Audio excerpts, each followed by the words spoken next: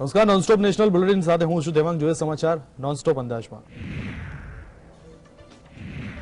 Corona વાયરસના ચોથી લહેરની આશંકાને ધ્યાનમાં રાખી પીએમ નરેન્દ્ર મોદીએ એક ઉચ્ચ સ્તરીય બેઠક યોજી હતી. પીએમ મોદીના નેતૃત્વમાં આ બેઠક લગભગ 2 કલાક સુધી ચાલી હતી અને કોરોનાના સંભવિત ખતરાઓને પહોંચી વળવા માટેના ઉપાયો પર ચર્ચા કરવામાં આવી હતી. આ બેઠકમાં સ્વાસ્થ્ય મંત્રી મનસુખ માંડવિયા, ગૃહમંત્રી અમિત શાહ અને તમામ રાજ્યો અને કેન્દ્ર શાસિત પ્રદેશોના સ્વાસ્થ્ય સચિવોએ હાજરી આપી હતી. વડાપ્રધાનને આરોગ્ય મંત્રાલય દ્વારા વિગતવાર માહિતી આપવામાં આવી હતી. નિષ્ણાતોએ કોરોના પર ભારત અને ચીન સહિત અન્ય દેશોની સ્થિતિ વચ્ચેનો તફાવત સ્પષ્ટ કર્યો. બેઠકમાં વડાપ્રધાને કોરોનાની સ્થિતિ અને આરોગ્ય મંત્રાલયની તૈયારી અંગે સવાલ કર્યા હતા. એવું માનવામાં આવે છે કે કોવિડને લઈ નવી માર્ગદર્શિકા જાહેર કરવામાં આવી શકે છે, જેમાં માસ્ક પહેરવાનું ફરજિયાત બનાવવામાં આવી શકે છે.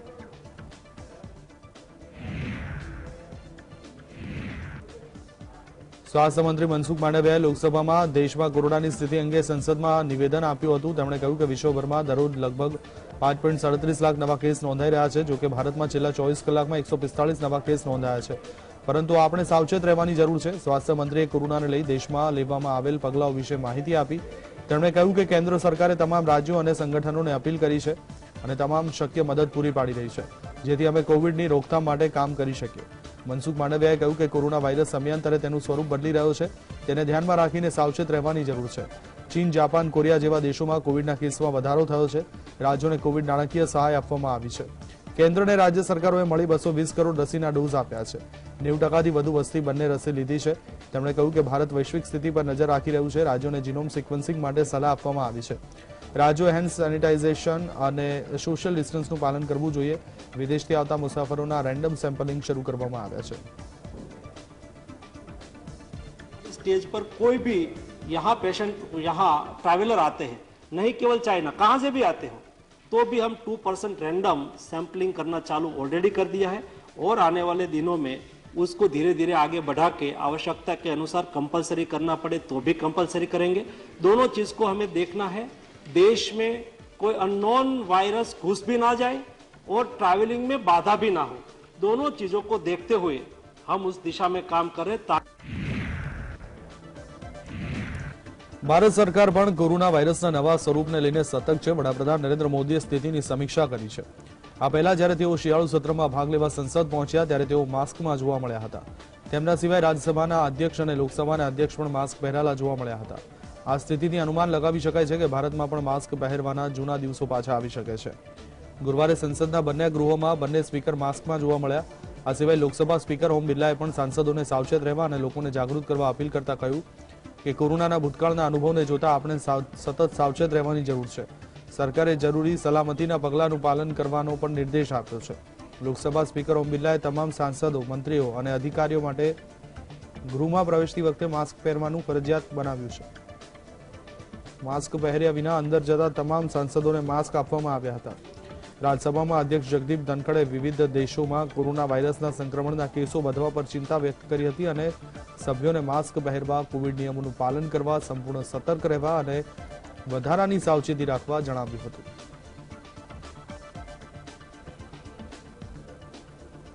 मेरा मानना है हम जब कोविड का एक कहर देख चुके हैं, उसके बाद किसी तर्क वितर्क राजनीति में नहीं जाना चाहिए.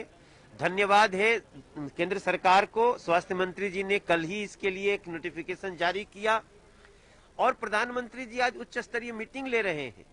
तो ऐसी स्थिति में किसी पार्टी को अपने व्यक्तिगत ना लेके देश की सुरक्षा की बात सोचनी चाहिए. कि चीन में अगर आप वैक्सीनेशन का दर देखो तो उन्होंने इतनी वैक्सीन लगाई थी कि उनकी जो जनसंख्या है उससे 22% ज्यादा उन्होंने वैक्सीनेशन लगाई है. 122% इज देयर वैक्सीनेशन रेट. और उसके बाद भी जिस तरह के चलचित्र चीन से आ रहे हैं कि अस्पताल बिल्कुल ओवरवेल्म्ड हैं, वहाँ पे मॉर्चरीज में लोगों को जगह नहीं मिल रही है और परिस्थिति खराब है, तो ये एक बहुत गंभीर और चिंता का विषय है और हम लोगों को इसके ऊपर बहुत मुस्तैद रहने की जरूरत है. કોંગ્રેસ સાંસદ રાહુલ ગાંધીએ ગુરુવારે હરિયાણાના નોમાં મોદી સરકાર પર નિશાન સાધ્યું હતું. તેમણે કેન્દ્રીય સ્વાસ્થ્ય મંત્રી મનસુખ માંડવિયાના પત્ર પર પણ પ્રતિક્રિયા આપી.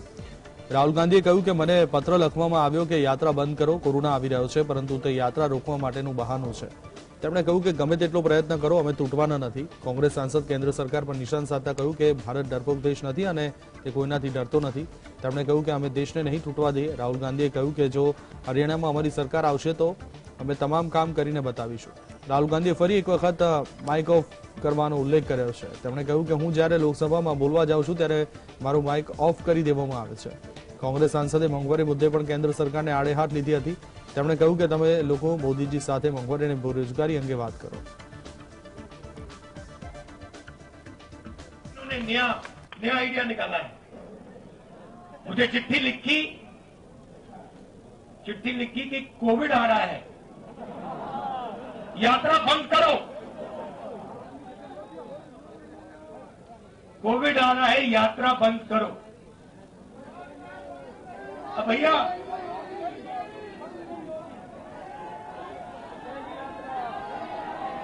मतलब अब देखिए, अब यात्रा को रोकने के लिए बहाने बन रहे हैं.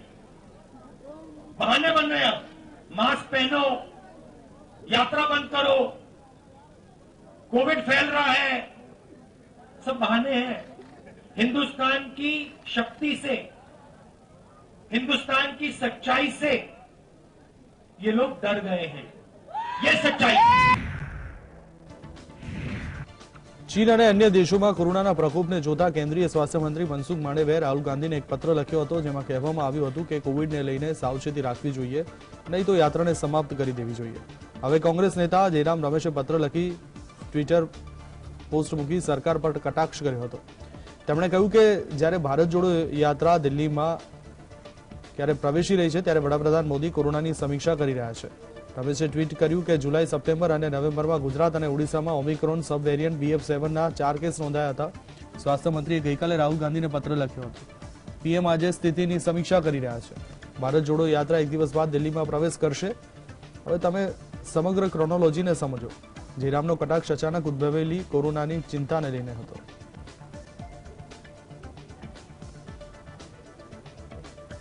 आज प्रधानमंत्री बुलाते हैं बैठक समीक्षा करने के लिए. जुलाई में समीक्षा नहीं, सितंबर में समीक्षा नहीं, नवंबर में समीक्षा नहीं, पर भारत जोड़ो यात्रा के दिल्ली में प्रवेश होने के 2 दिन पहले समीक्षा, emergency meeting, headline emergency meeting.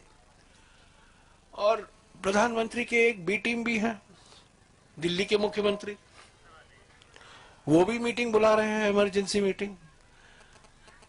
अच्छा होता एक ही मीटिंग होता है इमरजेंसी. अगर भारत जोड़ो यात्रा को रोकना है तो 2 चिट्ठी की क्या जरूरत है, प्रधानमंत्री से और मुख्यमंत्री दिल्ली से.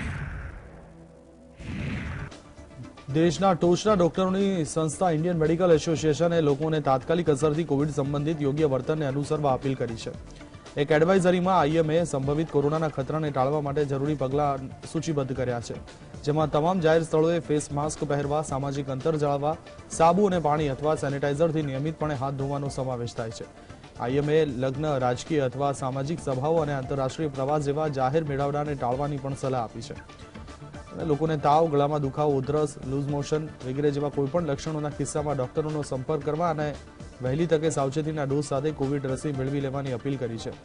વિવિધ દેશોમાં કોવિડના કેસોમાં અચાનક થયેલ વધારાને ધ્યાનમાં રાખી ઇન્ડિયન મેડિકલ એસોસિએશને ચેતવણી આપી છે. યુનાઇટેડ સ્ટેટ્સમાં છેલ્લા 24 કલાકમાં US, જાપાન, દક્ષિણ કોરિયા, ફ્રાન્સ અને બ્રાઝિલ જેવા મોટા દેશોમાં લગભગ 5.37 લાખ નવા કેસ નોંધાયા છે.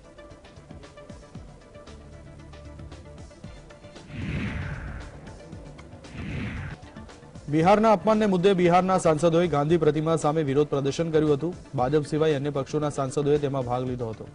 કોંગ્રેસ, આરજેડી, જેડીયુ, લેફ્ટ અને શિવસેના સહિત અનેક પક્ષો સાંસદોએ તેમાં ભાગ લીધો. આ સાંસદોએ કેન્દ્રીય મંત્રી પિયુષ ગોયલ પાસેથી માફી માંગવાની માંગ કરી હતી. બિહાર પર પોતાના વિવાદિત નિવેદન પર કેન્દ્રીય મંત્રી પિયુષ ગોયલે સંસદમાં કહ્યું કે બિહાર કે બિહારના લોકોનું અપમાન કરવાનો મારો કોઈ ઈરાદો ન હતો. મારા નિવેદનથી કોઈની ભાવનાઓને ઠેસ પહોંચી હોય તો હું તરત જ મારા નિવેદનને પાછું ખેંચું છું. આ પહેલા રાજ્યસભામાં ચર્ચા દરમિયાન ગોયલે કહ્યું હતું કે આ લોકો આખા દેશને બિહાર બનાવી દેશે.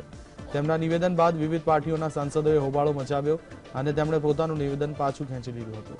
જે બાદ આરજેડી સાંસદ મનોજ ઝાએ રાજ્યસભામાં બિહાર વિશે અપમાનજનક શબ્દોનો ઉપયોગ કરવા બદલ કેન્દ્રીય પ્રધાન પિયુષ ગોયલ પાસેથી માફી માંગવાની વાત કરી હતી.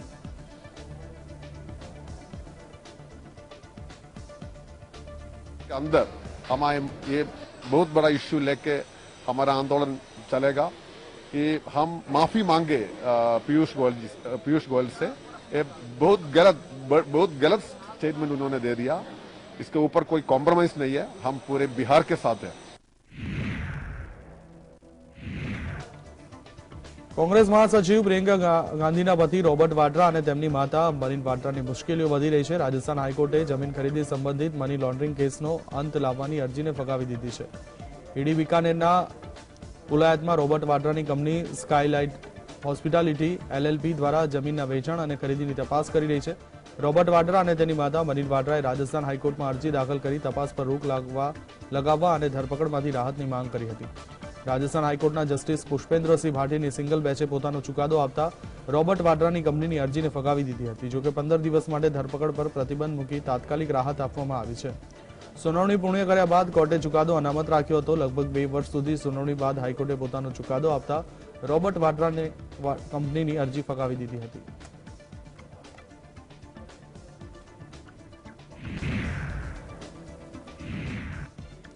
મહારાષ્ટ્રના ડેપ્યુટી સીએમ દેવેન્દ્ર ફડણવીસના પત્ની અમૃતા ફડણવીસના એક નિવેદનથી વિવાદ ઉભો થયો છે। અમૃતા ફડણવીસે નરેન્દ્ર મોદી આધુનિક ભારતના રાષ્ટ્રપિતા ગણાવ્યા હતા। આ વાત તેમણે નાગપુરના એક કાર્યક્રમમાં કહી હતી। મહાત્મા ગાંધી કોણ છે એ સવાલ પૂછવા પર મહારાષ્ટ્રના ડેપ્યુટી સીએમ દેવેન્દ્ર ફડણવીસના પત્ની અમૃતા ફડણવીસે કહ્યું કે આપણા દેશના 2 રાષ્ટ્રપિતા છે। મહાત્મા ગાંધી જૂના સમયના તો પીએમ નરેન્દ્ર મોદી નવા ભારતના રાષ્ટ્રપિતા છે। અમૃતા ફડણવીસના આ નિવેદન પર શિવસેના અને કોંગ્રેસે આક્રમક વલણ અપનાવ્યું છે। શિવસેનાના નેતા પ્રિયંકા ચતુર્વેદીએ અમૃતાના નિવેદનની તુલના ચમચાગીરી સાથે કરી છે, જ્યારે કોંગ્રેસે મહાત્મા ગાંધીનું અપમાન ગણાવ્યું છે। 3 વર્ષ અગાઉ પણ અમૃતા ફડણવીસે નરેન્દ્ર મોદીનો ઉલ્લેખ રાષ્ટ્રપિતા કહીને કર્યો હતો, ત્યારે પણ તેમની નિંદા અને ટિપ્પણી થઈ હતી, પરંતુ તે તેના નિવેદન પર અડગ રહ્યા હતા। જો કે તેમના આ નિવેદનથી ભાજપની વિરોધી પાર્ટીઓને વાંધો પડ્યો છે। आज तक उनकी फॉलोअर्स हैं, आज तक उनके जो प्रिंसिपल्स हैं लोग फॉलो करते हैं, उनका कंपैरिजन कर रही हैं, तो ये तो चमचागिरी पीड़ित हैं। उम्मीद करती हूँ चमचागिरी से उभरेंगी और थोड़ा अपने दिमाग का इस्तेमाल करेंगी। 5 साल तक मुख्यमंत्री रहे देवेंद्र फडणवीस की पत्नी, उनके जुबान से वो निकल आया जो दिल में है भाजपा के। भाजपा और उसके संगठन गोडसे के पुजारी हैं। उनके अंदर जो नफरत है गांधी के लिए, जिसने गांधी की हत्या की, इसलिए रोज गांधी की हत्या करते हैं। ये बयान हमारे राष्ट्रपिता का अपमान नहीं, संपूर्ण राष्ट्र का अपमान है। भाई भाजपा में 2 बाप हो सकते हैं, देश के 2 बाप नहीं हो सकते। राष्ट्रपिता तो एक ही रहेगा, 2 राष्ट्रपिता नहीं हो सकते। ये कौन सा राष्ट्रपिता है कि उसके पहले आजादी के पहले का राष्ट्रपिता अलग, इधर का अलग, यानी एक परिवार में 2 पिता। ये तो भाजपा की थ्योरी होगी देश की। મહારાષ્ટ્રનો દિશા સાલિયાન મૃત્યુ કેસ ફરી ખુલશે। મહારાષ્ટ્રના નાયબ મુખ્યમંત્રી દેવેન્દ્ર ફડણવીસે દિશા કેસમાં એસઆઈટી તપાસના આદેશ આપી દીધા છે। એટલું જ નહીં, તેમણે અપીલ કરી છે કે આ કેસ અંગે કોઈની પાસે પુરાવા હોય તો એસઆઈટીને આપે। તો બીજી તરફ ભાજપ અને શિંદે જૂથના ધારાસભ્યો આ કેસમાં એસઆઈટી તપાસની માંગ કરી રહ્યા હતા। દિશા સાલિયાન એક્ટર સુશાંતસિંહ રાજપૂતની પૂર્વ મેનેજર હતી।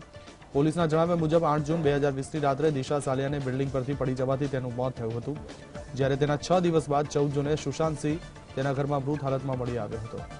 ત્યારબાદ બંનેના મૃત્યુ અંગે તમામ પ્રકારની અટકળો લગાવાઈ હતી। મહારાષ્ટ્રમાં દિશા સાલિયાનના મોતનો મામલો ફરી એકવાર ગરમાયો છે। ગુરુવારે મહારાષ્ટ્ર વિધાનસભામાં ભાજપના ધારાસભ્યોએ આ મુદ્દાને ઉઠાવ્યો। કેન્દ્રીય મંત્રી નારાયણ રાણેના પુત્ર અને ભાજપના ધારાસભ્ય નીતેશ રાણેએ આ કેસની તપાસ કરવા માંગ કરી।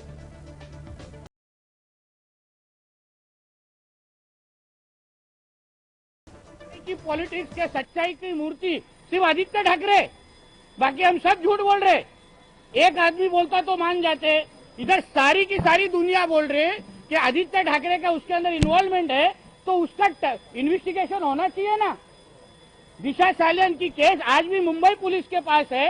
मैं मुख्यमंत्री जी को, उप मुख्यमंत्री जी को मांग करूंगा कि दिशा सालियान की केस वापस रीओपन करे। અભિનેત્રી જેકલીન ફર્નાન્ડીસે થોડા દિવસો પહેલા કોર્ટ પાસે બહેરીન જવાની પરવાનગી માંગી હતી। હવે ગુરુવારે જેકલીને બહેરીન જવાની પોતાની અરજી પાછી ખેંચી લીધી છે। અભિનેત્રી તેની બીમાર માતાને મળવા માંગે છે, પરંતુ કોર્ટનું કહેવું છે કે મામલો નાજુક તબક્કે છે, તેથી તે વિદેશ ન જઈ શકે। બીજી તરફ ઈડીનું કહેવું છે કે અભિનેત્રી વિદેશ નાગરિક છે, જો તે એકવાર વિદેશ જશે તો તે પરત નહીં આવે. જેકલીન 200 કરોડના મની લોન્ડરિંગ કેસમાં દિલ્હીની પટિયાલા કોર્ટમાં પહોંચી હતી. આ પહેલા સુનાવણી દરમિયાન જેકલીનના વકીલે કોર્ટને જણાવ્યું કે તેની માતાને ડિસેમ્બર 2021માં સ્ટ્રોક આવ્યો હતો અને તે ખૂબ જ બીમાર છે. કોર્ટે ફરી પૂછ્યું કે અભિનેત્રીને વિઝા કેવી રીતે મળ્યા, જેના પર જેકલીનના વકીલે કહ્યું કે અભિનેત્રીના માતા પિતા ત્યાં રહે છે અને તેમની પાસે પહેલાથી જ વિઝા છે. જે બાદ કોર્ટે અભિનેત્રીની અરજી પર વાંધો ઉઠાવ્યો હતો અને દલીલ કરી હતી કે હાલમાં સુનાવણી મહત્વપૂર્ણ છે. કોર્ટે કહ્યું કે અમે જાણીએ છીએ કે આ એક ભાવનાત્મક મુદ્દો છે, પરંતુ અત્યારે આ કેસ ખૂબ જ મહત્વપૂર્ણ તબક્કામાં છે. જેકલીનના વકીલે એમ કહી વિદેશ જવાની પરવાનગી માંગી હતી કે સુનાવણીની આગામી તારીખ 6 જાન્યુઆરી છે અને જેકલીન 5 જાન્યુઆરી સુધીમાં પરત ફરશે.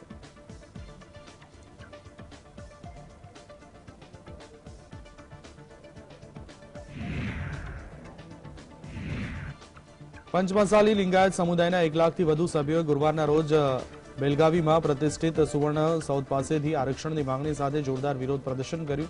આ સમુદાય કર્ણાટક સરકાર પાસે શિક્ષણ અને સરકારી નોકરીઓમાં અનામતની માંગ કરી રહ્યું છે. પંચમસાલી લિંગાયત મુખ્ય વીરશૈવ લિંગાયત સમુદાયનો પેટા સંપ્રદાય છે. મુખ્ય લિંગાયતી વસ્તીના 60% પંચમસાલી લિંગાયતો છે, ત્યારે રાજ્યમાં આ સમુદાયની કુલ વસ્તી લગભગ 18% છે. બીજેપી ધારાસભ્ય બસનગોડા પાટીલ પોતે આ વિરોધ પ્રદર્શનનું નેતૃત્વ કર્યું હતું. બસનગોડા એ ધારાસભ્ય છે જે પાર્ટીના વરિષ્ઠ નેતાઓ BS યેદિયુરપ્પા અને BS બોમ્બાઈ વિરુદ્ધ અવાજ ઉઠાવી રહ્યા છે. પંચમસાલી લિંગાયતોનો દાવો છે કે લિંગાયત સમુદાયનો એક મોટો ભાગ હોવા છતાં તેમને જરૂરી રાજકીય પ્રતિનિધિત્વ આપવામાં નથી આવ્યું. તેમની પાસે કિત્તુરમાં કર્ણાટક ક્ષેત્રની સૌથી વધુ બેઠકો પર પ્રભાવ પાડવાની શક્તિ છે, જે અગાઉ મુંબઈ કર્ણાટક પ્રદેશ તરીકે ઓળખાતું હતું. આ પ્રદેશમાં લગભગ 7 જિલ્લાઓનો સમાવેશ થાય છે.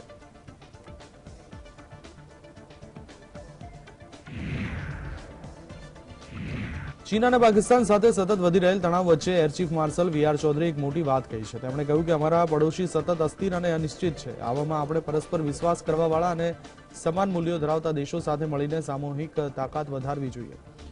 દિલ્હીમાં આયોજિત એક કાર્યક્રમમાં એરફોર્સ ચીફ ચૌધરીએ કહ્યું કે પરસ્પર ફાયદાકારક સંબંધો અને વ્યૂહાત્મક ભાગીદારી માટે એક સ્થિર દેશ તરીકેની આપણી છબીનો આપણે ઉપયોગ કરવો જોઈએ.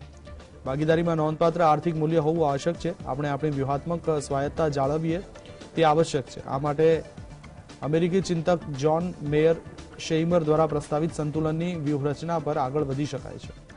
એર ચીફ માર્શલે કહ્યું કે વર્તમાન વિશ્વ વ્યવસ્થામાં રાષ્ટ્રીય હિત અને વાસ્તવિક રાજકારણ કોઈપણ દેશની નીતિ નક્કી કરે છે. એવામાં સ્પર્ધા અને સહકાર વચ્ચે હંમેશા મિશ્રણ હોય છે. અર્થપૂર્ણ સહકાર માટે તંદુરસ્ત સ્પર્ધા જરૂરી છે. Nations which share common beliefs and values. We must use our image as a stable country with considerable economic heft to forge mutually beneficial relationships and strategic partnerships. It is essential that we retain our strategic autonomy, and to do that, in my opinion, a strategy of balancing, as espoused by John Mearsheimer. Arunachal પ્રદેશના તવાંગમાં તાજેતરની અથડામણ બાદ ભારત અને ચીને 20 ડિસેમ્બરે લદ્દાખમાં ઉચ્ચ સ્તરીય સૈન્ય મંત્રણાનો 17મો રાઉન્ડ યોજ્યો હતો. બંને સેના તરફથી જાહેર કરાયેલા સંયુક્ત નિવેદનમાં આ માહિતી આપવામાં આવી છે. તે જણાવે છે કે ભારત અને ચીન વચ્ચે સ્પષ્ટ અને વિસ્તૃત સૈન્ય વાતચીત થઈ હતી, તેમજ પડતર પ્રશ્નોના નિરાકરણ પર ધ્યાન કેન્દ્રિત કરવામાં આવ્યું હતું. સંયુક્ત નિવેદનમાં કહેવામાં આવ્યું છે કે બંને પક્ષો જમીની સ્તરે સ્થિરતા જાળવવા માટે સંમત થયા છે. કમાન્ડર સ્તરની બેઠકનો 17મો રાઉન્ડ 20 ડિસેમ્બરના રોજ ચુશુલ મોલ્ડો ચીની પક્ષ દ્વારા આયોજિત કરવામાં આવ્યો હતો. બંને પક્ષોએ પશ્ચિમ સેક્ટરમાં LAC સાથે મંતવ્યોનું આદાન પ્રદાન કર્યું અને બાકીના મુદ્દાઓને વહેલામાં વહેલી તકે ઉકેલવા માટે નિખાલસ અને ઊંડાણપૂર્વક ચર્ચા કરી છે. વિદેશ મંત્રાલયના નિવેદનમાં કહેવામાં આવ્યું છે કે બંને પક્ષો ગાઢ સંપર્કમાં રહેવા અને સૈન્ય અને રાજદ્વારી માધ્યમો દ્વારા વાતચીત જાળવવા સંમત થયા છે.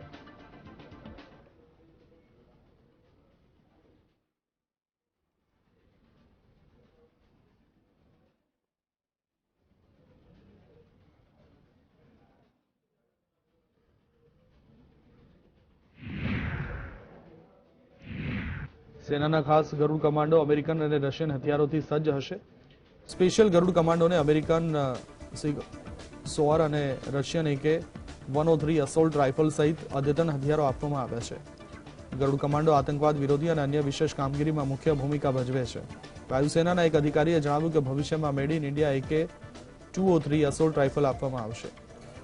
ગરુડ રેજિમેન્ટના ટ્રેનિંગ સેન્ટરના કમાન્ડરને કહ્યું કે અમે તમામ દળોમાં સર્વશ્રેષ્ઠ છીએ, પછી તે કોઈ પણ ક્ષેત્ર હોય, તે કોઈ સ્પર્ધાની વાત નથી, પરંતુ દરેક વિશેષ દળ માને છે કે અમે શ્રેષ્ઠ છીએ, પછી ભલેને તે તાલીમની વાત હોય કે શસ્ત્રોની. હું એમ નથી કહેતો કે આપણે કોઈની પાછળ છીએ, આપણે બધી શક્તિઓમાં શ્રેષ્ઠ છીએ, પછી તે વિદેશી હોય કે સ્વદેશી. સૂત્રો દ્વારા મળતી માહિતી અનુસાર મે 2020થી ભારતીય વાયુસેનાના ગરુડ વિશેષ દળના કમાન્ડો વાસ્તવિક નિયંત્રણ રેખા પર વિશેષ કામગીરી માટે તૈનાત છે. ગરુડ કમાન્ડો ચીન સરહદે ઊંચાઈવાળા વિસ્તારોમાં ચીની સેનાની ગતિવિધિઓ પર ચાંપતી નજર રાખી રહ્યા છે. We have challenges because this is the time when the enemy is at our gates.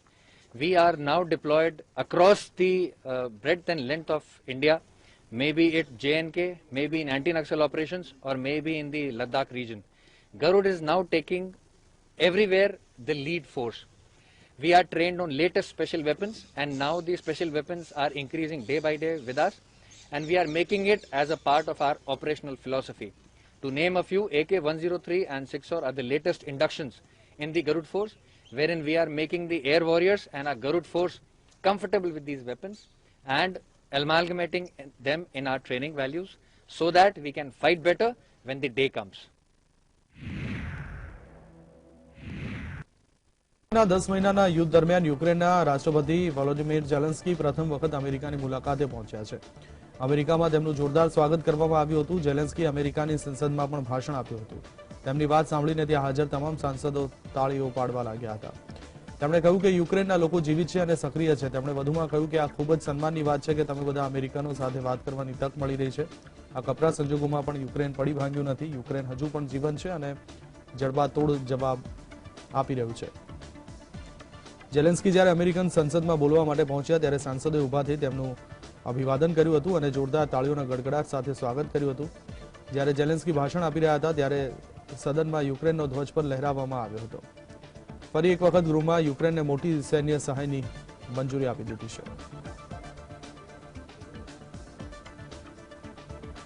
Scenarios, Ukraine didn't fall.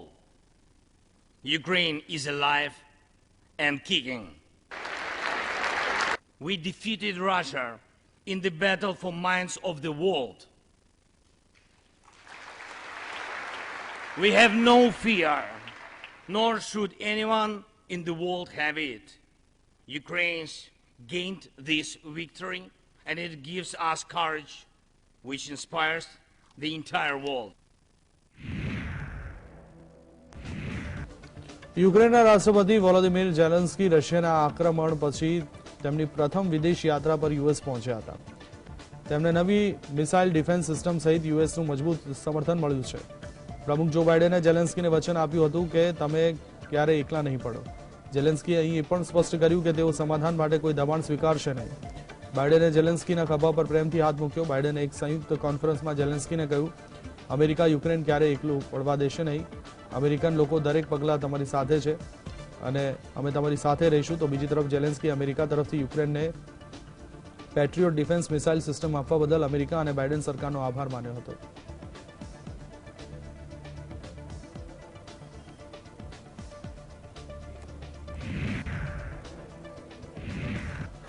શ્રદ્ધા વાલકર હત્યા કેસના આરોપી આફતાબ પૂનાવાલાએ દિલ્હીની એક કોર્ટમાં દાખલ કરેલી જામીન અરજી પાછી ખેંચી લીધી છે.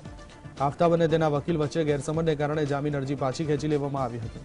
આફતાબના વકીલે MS ખાને કોર્ટને જણાવ્યું કે સોમવારે આફતાબ સાથે 50 મિનિટ લાંબી ચર્ચા કર્યા બાદ આરોપીએ જામીન અરજી પાછી ખેંચવાનો નિર્ણય લીધો. વકીલે કોર્ટને સ્પષ્ટ કહ્યું કે ખોટી માહિતીના કારણે અરજી દાખલ કરવામાં આવી છે. દિલ્હી પોલીસે સાકેત કોર્ટમાં જવાબ દાખલ કરતી વખતે કહ્યું કે આફતાબ પૂનાવાલાને જામીન ન આપવા જોઈએ કારણ કે તેના ગુનાએ સમાજને ઊંડી અસર કરી છે.